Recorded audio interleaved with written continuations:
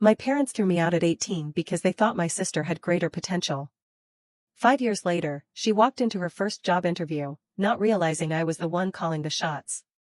Can you even imagine being kicked out of your own home at 18, told to your face that your sister had more potential than you? Well, that was my gut-wrenching reality. But 5 years later, the ultimate, almost poetic twist of fate landed my sister Ashley Blake right across my desk, her jaw about to hit the floor when she realized I was the CEO about to decide her future. Talk about a full-circle moment, right? But to truly understand that moment, we need to go way, way back. I mean, to the very beginning. From the outside, my family, the Blakes, looked like something plucked straight from a suburban catalog. Perfect house in Springfield, that quintessential white picket fence.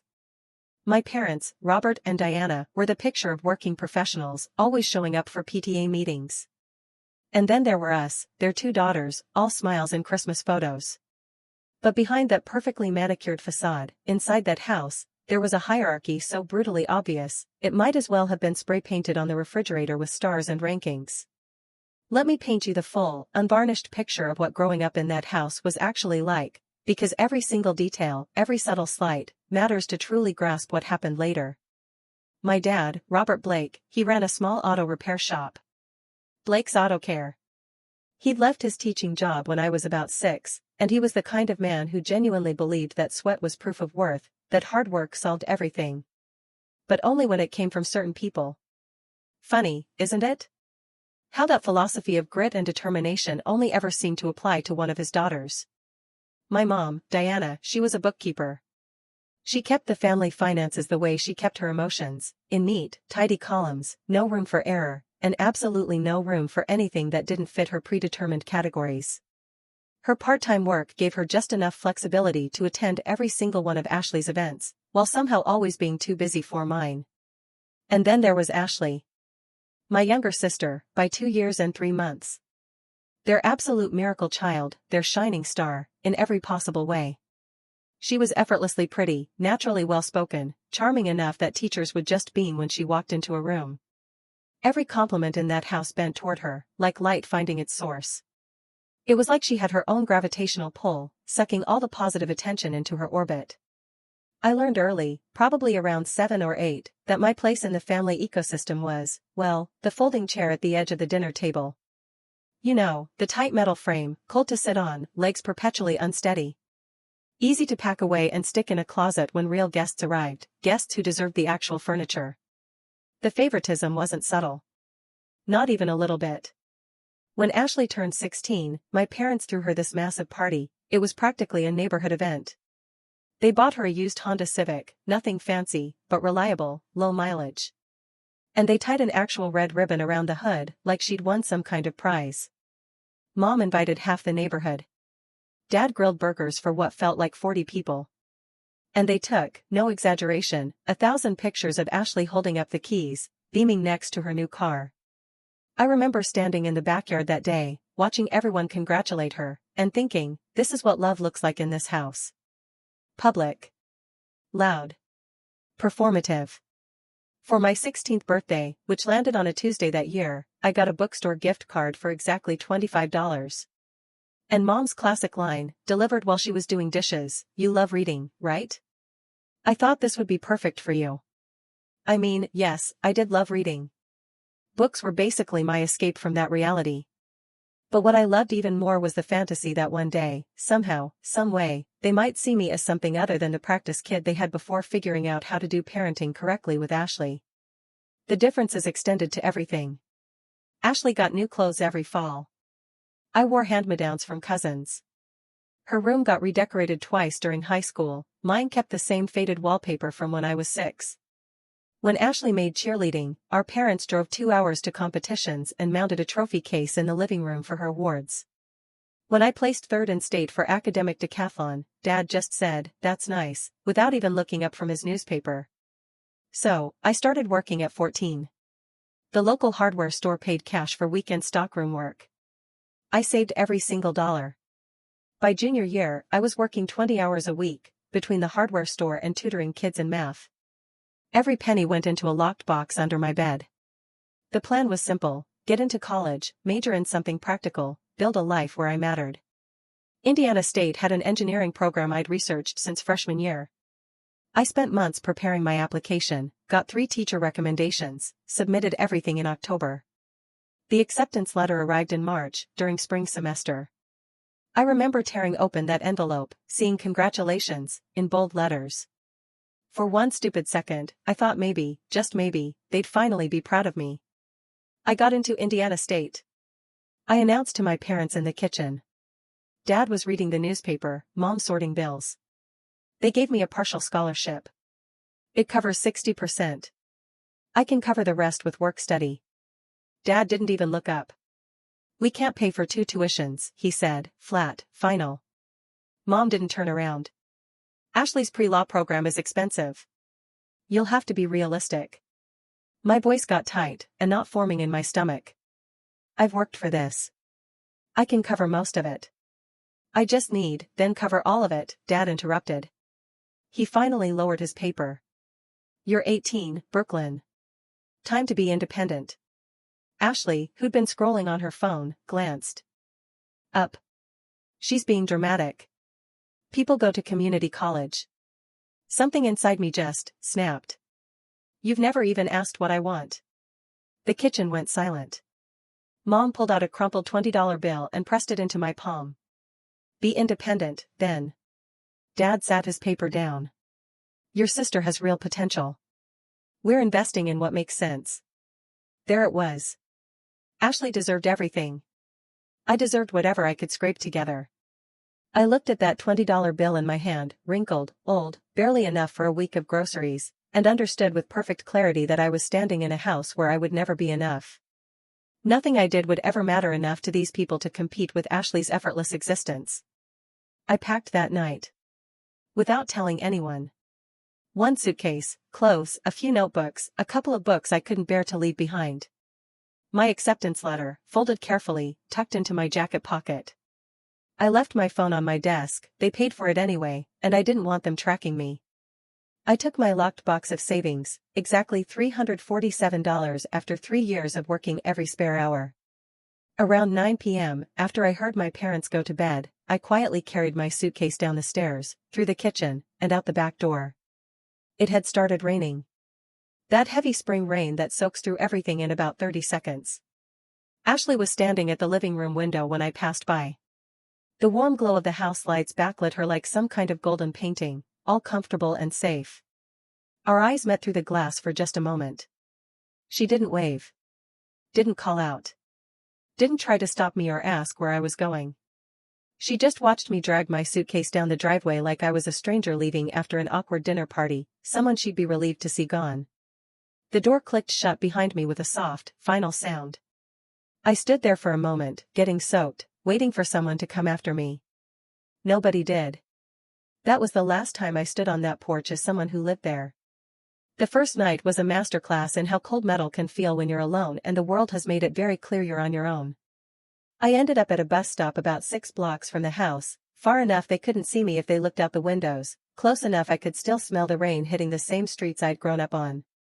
The bus stop bench was one of those metal ones with gaps between the slats, supposedly to keep homeless people from sleeping on them. Didn't stop me from trying. Every car that passed splashed water toward me, and I felt myself physically shrinking, getting smaller, disappearing. The $20 bill in my pocket was already damp. I kept pulling out that acceptance letter, watching the ink start to blur under the raindrops, reading "Congratulations" over and over, like maybe the words would transform into something that could actually help me. By the second night, my suitcase felt like it weighed 1,000 pounds. I'd developed this cough that just wouldn't quit. By the third night, my body was completely done cooperating. Fever hit hard and fast, and everything went fuzzy around the edges, like someone had wrapped reality in cotton. My lungs felt like they were full of broken glass every time I breathed. I remember coughing so hard I thought my ribs would crack, and the world tilted sideways, like someone had pulled the foundation out from under everything. The streetlights above me turned into halos, then starbursts, then just vague glowing shapes. A voice cut through the fog in my brain. Hey there. You okay? I couldn't really focus on him at first, just a shape that slowly resolved into a man, maybe mid-50s, gray hair, wearing a worn jacket. His name was Thomas Wright, I learned later. A long-haul truck driver with kind eyes and the look of someone who'd seen enough to know when another person was drowning. He gave me his jacket without asking questions, without demanding my story, without judging why an 18-year-old girl was half-conscious on a bus stop bench. He just wrapped it around my shoulders and called for help, staying with me until the ambulance showed up, even holding my hand when I started shaking so hard my teeth chattered. The hospital lights were too bright. Everything felt distant and clinical, like I was watching it happen to someone else. A nurse with tired eyes clipped a wristband around my wrist and started asking intake questions. Name? Brooklyn Blake, I managed to croak out. Age? 18. Address? I stared at her, my fever-addled brain struggling to form words. I couldn't give her my parents' address, they'd made it clear I didn't live there anymore. I didn't have anywhere else. Unknown, I finally whispered. The nurse's pen hesitated over her clipboard. She looked at me with something that might have been pity, might have been recognition, might have been both. Then she wrote it down and moved on. That word hit harder than the pneumonia ravaging my lungs. Unknown. Like I'd been erased from the map entirely, like I'd never had a place in the world to begin with. They kept me for 2 days, pumping me full of antibiotics and fluids, monitoring my fever. I drifted in and out, sometimes waking to find nurses checking my vitals, sometimes surfacing to the sound of other patients coughing or crying or calling for help. When I woke up on the second morning, feeling slightly less like death, there was a styrofoam cup of orange juice on the tray beside my bed and a $10 bill tucked underneath it. The nurse, a different one from intake, younger, with kind eyes, noticed me looking at it. The man who brought you in left that before he headed back out on the road, she explained quietly. Said you'd need it more than he does. Also left a note. The note was written on the back of a gas station receipt in blocky handwriting, "You're tougher than you think you are.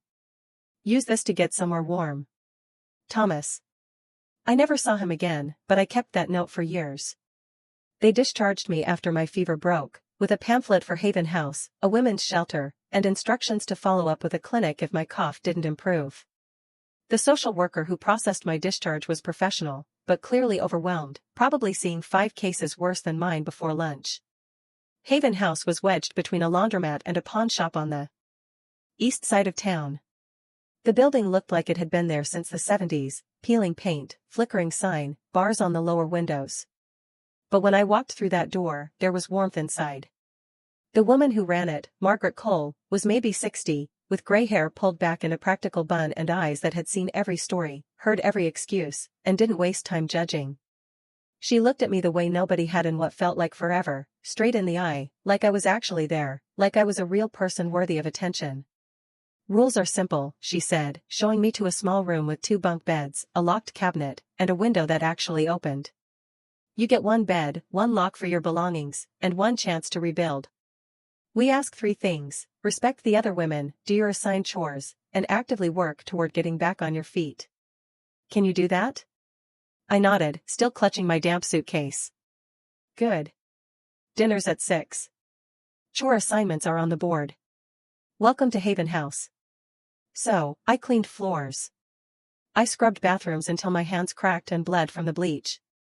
I folded sheets in the laundry room that was always too hot and smelled like industrial detergent. I mopped the common areas, helped in the kitchen, sorted donations. But work felt like proof I existed, like I was contributing something, earning my space, building towards something, even if I couldn't see what yet. The other women at the shelter mostly kept to themselves, but they called me the quiet one because I rarely joined conversations. I just did my work and retreated to my bunk with whatever book I'd borrowed from the shelter's tiny library. Margaret posted job listings on a community board in the common area. Most were restaurants, retail, cleaning services, the kind of jobs that didn't require references or background checks, or anything more than showing up and working. I checked that board obsessively, writing down addresses and phone numbers in a notebook I'd salvaged from my suitcase. One afternoon, about 2 weeks into my stay, Margaret pinned up a handwritten ad that caught my eye: help wanted. Santos Diner. 5th and Pine. Apply in person. It was the kind of ad most people probably walked right past without reading. Basic, informal, nothing special. But I saw it and thought, maybe this is where it starts. Maybe this is the first step toward building something. The next morning, I borrowed a semi-professional outfit from the shelter's donation closet, a button-up shirt that was slightly too big, and slacks that were slightly too short, and walked the 18 blocks to 5th and Pine in shoes that were giving me blisters. By block 3, Santos Diner was exactly what it sounded like, a hole-in-the-wall breakfast and lunch spot that smelled like burnt toast, bacon grease, and possibility. The kind of place that didn't pretend to be anything other than what it was. Honest food. Honest work. No games. Behind the counter stood Carmen Santos herself, owner and operator for the past 15 years, according to the faded sign out front. She was maybe 50, with hair streaked with gray that she didn't bother dyeing, sleeves rolled up past her elbows, and the look of someone who'd built everything herself and didn't apologize for any of it. She glanced at me once, and I watched her take inventory in about 3 seconds flat: thrift store clothes, shoes that didn't quite fit, the faint outline of my hospital wristband still visible on my arm even though I'd removed it days ago. "You ever wait tables?" she asked, not bothering with pleasantries. "No, ma'am," I admitted, because lying seemed stupid when she could clearly read my entire situation just by looking. "But I learn fast. I work hard, and I need this job." Something flickered in her eyes. Maybe recognition. Maybe respect for the directness. She reached under the counter and tossed me an apron that smelled like old coffee. "Good. Start with the syrup bottles. They're sticky, and customers complain. If you last the week without quitting or screwing up majorly, I'll put you on the actual schedule. Minimum wage plus tips, which won't be much, but it's something. Deal?" Deal. That night, after my first full shift, wiping down counters and learning the difference between scrambled and over easy, I stood at the bus stop waiting to head back to the shelter and realized something important. Silence doesn't have to mean defeat.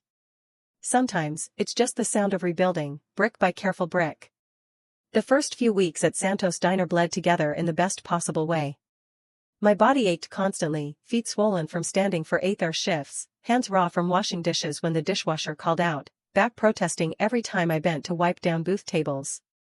But the exhaustion felt clean. Earned. It was mine. Carmen didn't waste words, which I appreciated. She'd correct me without looking up. "You missed a spot behind the napkin dispenser. Customers notice those things." Her tone was rough, but her eyes carried a quiet respect that grew as I stopped making excuses and started fixing problems before she had to point them out. I started actually watching how the place worked, instead of just going through the motions. Who came in when? The construction crew at 5:30 a.m., like clockwork. The business lunch crowd around noon. The late afternoon coffee drinkers, killing time before heading home. Which orders piled up during rush hour? Which supplies ran low first? Chaos has patterns if you pay attention. People think restaurants are random, but they're not. There are systems with predictable flows, and those flows break down in predictable ways when you don't manage them correctly. By the second week, I was reorganizing things without being asked. Salt shakers refilled and arranged by section. Condiments sorted by delivery date, so the oldest got used first. Invoices stacked by supplier to make Carmen's bookkeeping easier.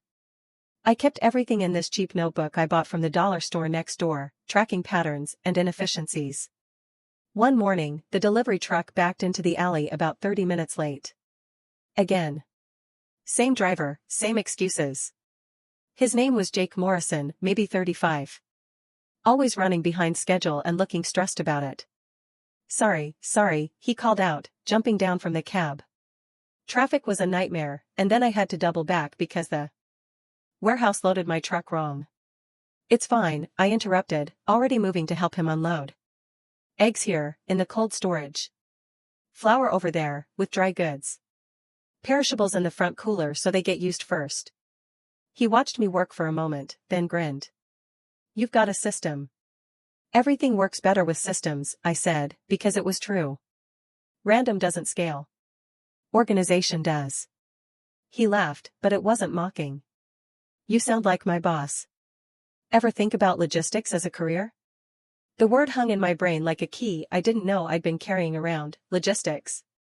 The science of getting things from point A to point B efficiently, on time, without wasting resources. It sounded boring when you said it like that, but it also sounded like exactly the kind of practical, necessary, well-paying career that could build a real future. That night after my shift, I walked to the public library before it closed and started pulling books.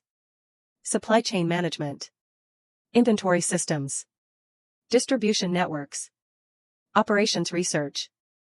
I sat at one of the long tables with a stack of textbooks and a growing sense that maybe I'd accidentally stumbled onto something. The concepts weren't just interesting, they clicked in my head like puzzle pieces I'd been carrying around without knowing what picture they were supposed to make. Demand forecasting was basically predicting customer patterns, which I'd been doing instinctively at the diner. Route optimization was just figuring out the most efficient way to accomplish multiple tasks, which I'd been doing my whole life, juggling school and work and family obligations. I checked out 3 books on my brand new library card and read them cover to cover over the next week. Started taking notes, making diagrams, thinking about how the principles applied to everything from the diner's supply chain to the shelter's donation distribution to the way the city bus routes ran. Carmen noticed me reading between shifts. "What's all that?" "Logistics textbook," I said, showing her the section I was highlighting about inventory turnover rates, supply chain management. She raised an eyebrow, but didn't comment beyond, "Smart. This place runs on logistics. Good ones when I remember, bad ones when I forget." Over the next few months, Jake Morrison became an accidental mentor. He'd come in for coffee during his afternoon break and end up explaining route optimization algorithms, fuel cost calculations, driver scheduling challenges. The guy genuinely loved his job, which was so refreshing after dealing with my family, who seemed to hate everything. "You've got a natural eye for this," he told me one afternoon, pointing at a routing problem I'd solved in my notebook just for practice. "Most people don't see the whole picture. They just see their one piece and assume everything else is someone else's problem. You see the system. I saw everything. Maybe because I'd spent so long being invisible, I'd learned to notice what everyone else missed, the inefficiencies, the waste, the stupid decisions that cost time and money because nobody bothered thinking 2 steps ahead." About 8 months after I started at the diner, Jake mentioned his company was hiring for an entry-level logistics coordinator position. "It's not glamorous," he warned. "Mostly data entry, filing, answering phones, making coffee for people who make more than you. But it's a foot in the door, and you've got the brain for it." I applied that night at the library, typing out my resume on one of their public computers. It was pathetically thin: high school diploma, 8 months of restaurant experience, no college degree, no formal training in anything. But I included a cover letter explaining my self-study in logistics principles, and attached a sample routing optimization I'd done for practice. 2 weeks later, I got called in for an interview at Morrison Freight Solutions, a mid-sized logistics company that handled regional distribution for manufacturers and retailers. The office was nothing fancy: industrial building in a warehouse district, fluorescent lights that buzzed, linoleum floors that had seen better days, the constant background noise of trucks backing into loading bays. The operations manager who interviewed me was Patricia Hayes, maybe late 40s, with the air of someone who'd worked her way up from the warehouse floor and didn't have patience for nonsense. She looked at my pathetically thin resume with obvious skepticism. "You don't have any formal education in this field," she stated flatly. "No, ma'am," I agreed. "But I understand systems. I can show you what I mean if you give me a chance." She handed me a clipboard with last month's delivery schedules printed on spreadsheet paper. "Tell me what's wrong with this." I studied it for maybe 90 seconds, tracking delivery times against locations, distances against driver assignments. Then I pointed out 3 things: 2 routes that overlapped inefficiently and wasted fuel, a loading sequence that required reorganizing trucks mid-delivery, and a gap in coverage during peak afternoon traffic that was probably costing them late fees. Patricia's eyebrows went up. She looked from the schedule to me and back again. "When can you start?" That was 3 years ago. 3 years that changed absolutely everything. I worked like someone who'd been drowning and finally found oxygen.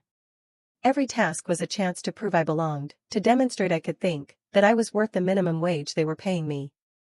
I stayed late, came in early, volunteered for projects nobody else wanted because they were tedious or complicated or both.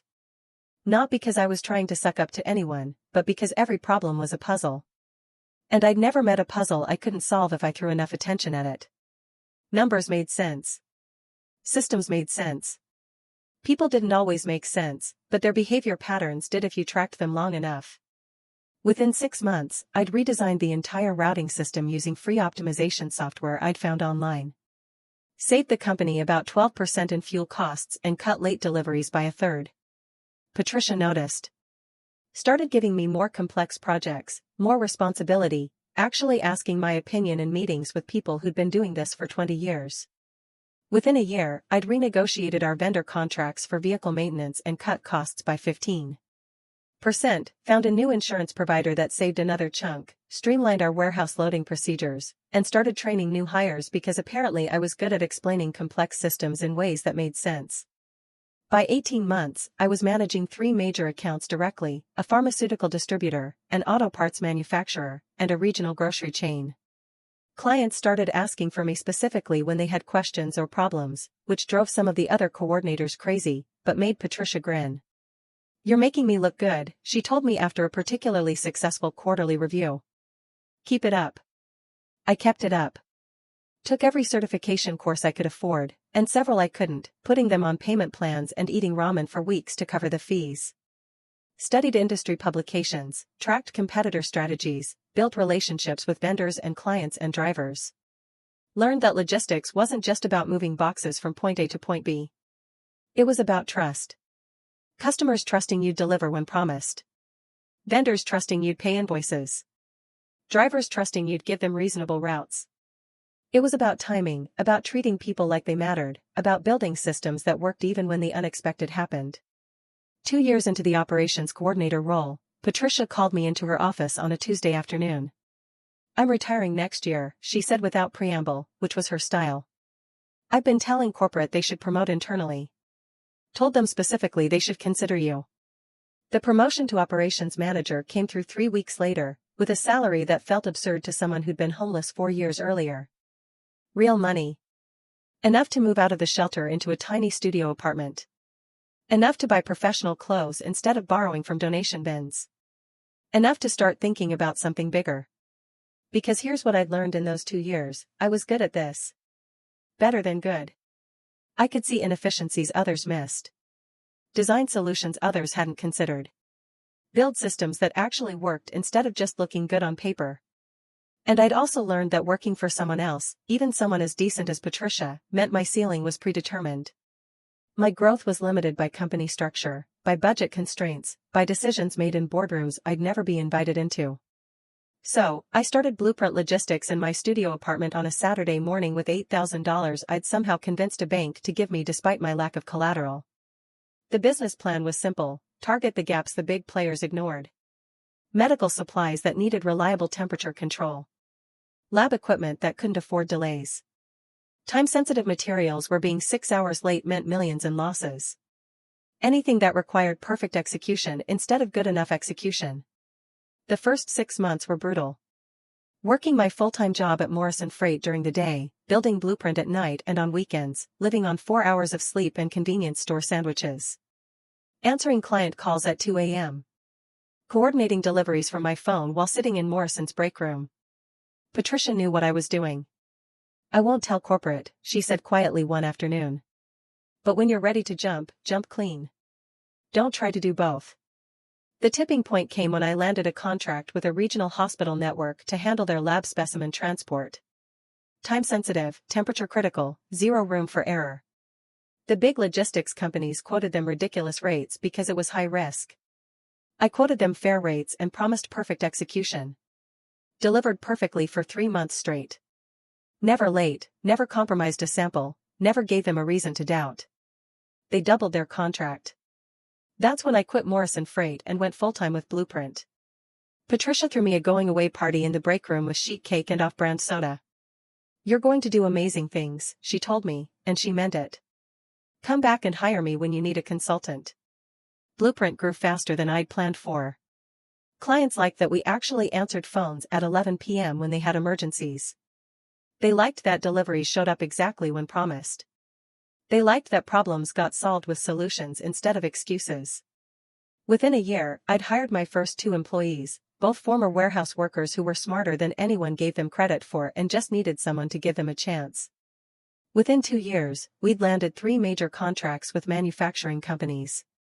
Within 3 years, we were bringing in $2 million in annual revenue.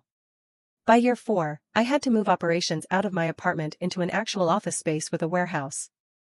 Had to hire a proper office manager, a dedicated dispatcher, actual account managers. Had to learn how to be a boss instead of just a worker who was good at systems.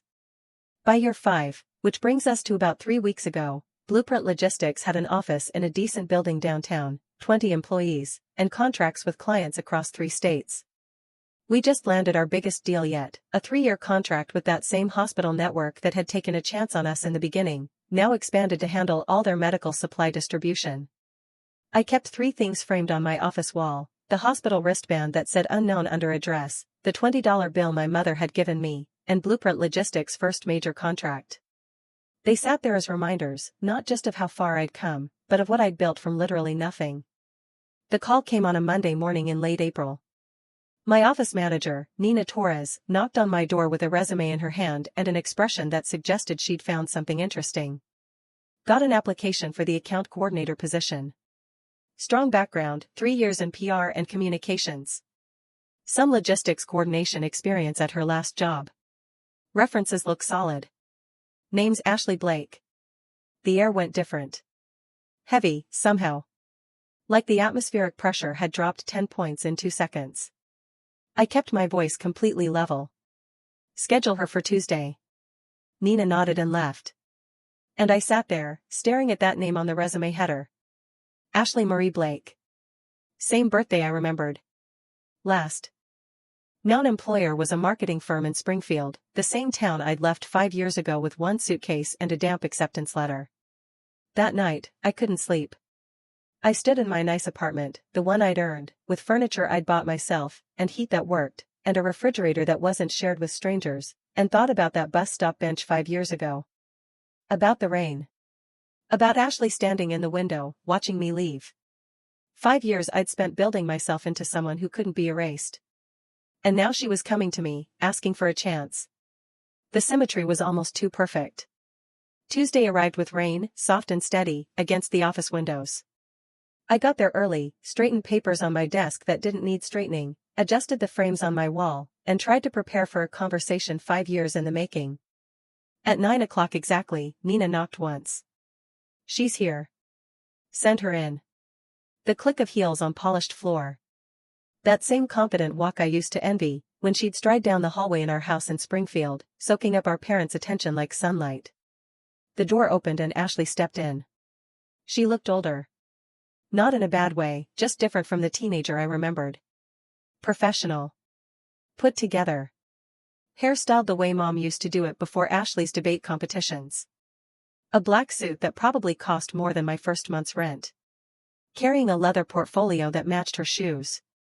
She smiled politely, the kind of smile you give strangers you're trying to impress. Good morning. Thank you for meeting with me. Morning, I replied evenly. Please, have a seat. She didn't recognize me. Of course, she didn't. The last time she'd seen me, I'd been a soaked 18-year-old dragging a suitcase through the rain.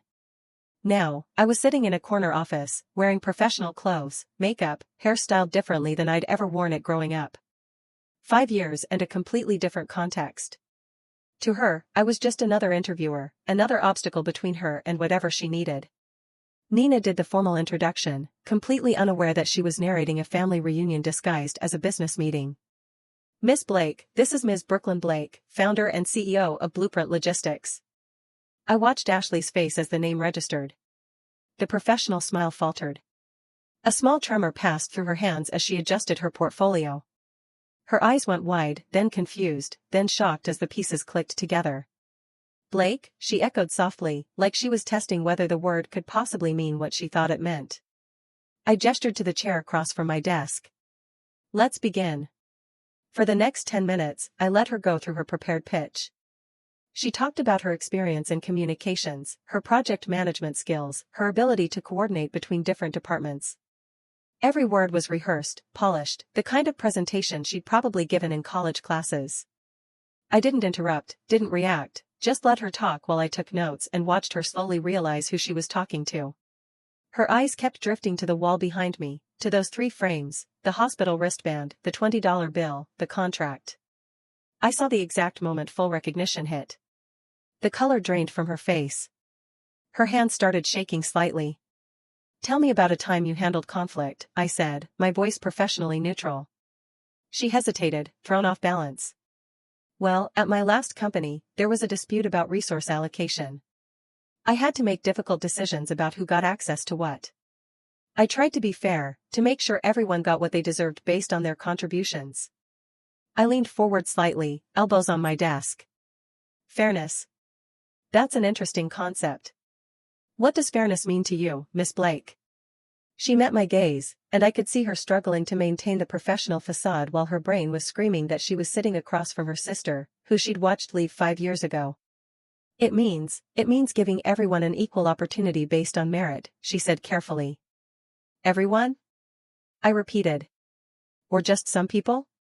Her breath caught. Everyone, she whispered. Everyone deserves a fair chance. Equal treatment, regardless of who they are or what potential someone thinks they have.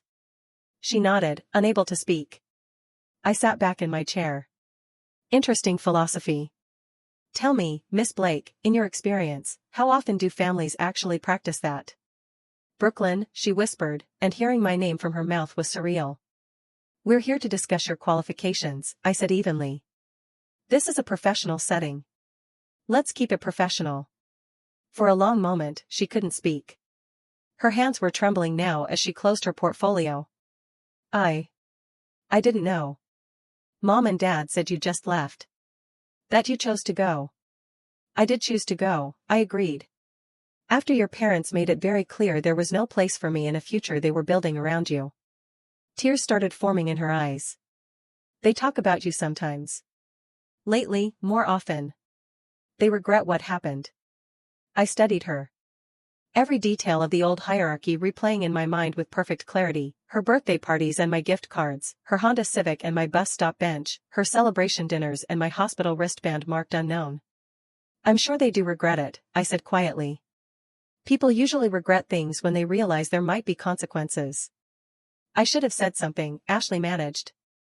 I was a coward. I watched you pack and I didn't say anything. No, you didn't. Are you going to hire me? She asked, and there was genuine fear in her voice. I looked at her resume again. Solid experience, decent references, skills we actually needed. If she'd been anyone else, I'd have hired her on the spot. That depends, I said carefully.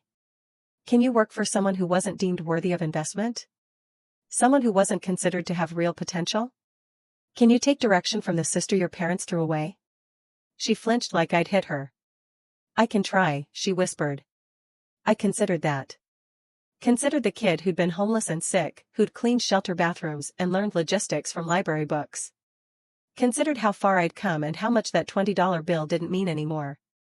Then you start Monday. I said. Entry-level account coordinator. Salary is $42,000, standard benefits, 2 weeks vacation after 6 months. You'll report to Nina, who will train you on our systems. We expect professionalism, competence, and the ability to follow established procedures. Can you do that? She nodded, tears falling now. Good. Because the only thing we build here is fairness. Real fairness. The kind where everyone actually gets judged on their merit instead of their potential, or their charm, or who loves them more. When she left my office 20 minutes later, after we'd gone through the actual logistics of her employment, Nina came back in, looking confused. So, we're hiring her? You sure? I glanced at those 3 frames on my wall. Everyone deserves a chance, even the people who once denied you yours. That evening, after everyone else had left, I stood at my window, looking out at the city lights. My phone buzzed. Text from a Springfield number I recognized, even though I hadn't saved it. Mom, Ashley told us about her new job. We'd like to talk to you. I stared at that message for a long time. Then I typed back, there's nothing to talk about. I have a business to run. She tried calling. I declined. She texted again. Please, Brooklyn, we're still your family. I turned my phone off and went back to watching the rain streak down the windows, thinking about bus stop benches and hospital wristbands and the long, strange journey from unknown to CEO. Some stories don't end with dramatic reconciliations or tearful reunions. Some just end with boundaries. Clear, firm, permanent boundaries that protect the life you built from the people who tried to tear it down. Ashley started the following Monday, and I treated her exactly like any other employee.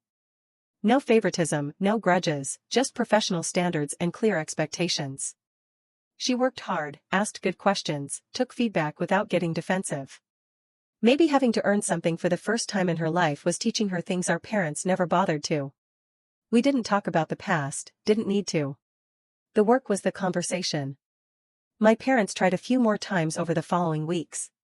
Calls, emails, even a letter that arrived at my office marked personal and confidential. I filed it without opening it. Whatever healing they needed to do, they'd have to do it without using me as the catalyst or the solution or the person who was supposed to forgive them, just because they finally realized they'd screwed up. 3 months into Ashley's employment, I took down that $20 bill from my office wall. Held it in my hands for a moment, wrinkled, faded, powerless now. Then I fed it through the office shredder and watched it turn into confetti. I didn't need that reminder anymore. The company was reminder enough of what happens when you tell someone they don't deserve a future, and they decide to build one anyway. Because everyone deserves a future. Even the ones who were told they didn't, especially them. So, tell me, after hearing all this, what would you have done in my place? Have you ever had to build a life from scratch because someone else doubted your potential? I really want to know what you think. Drop a comment below.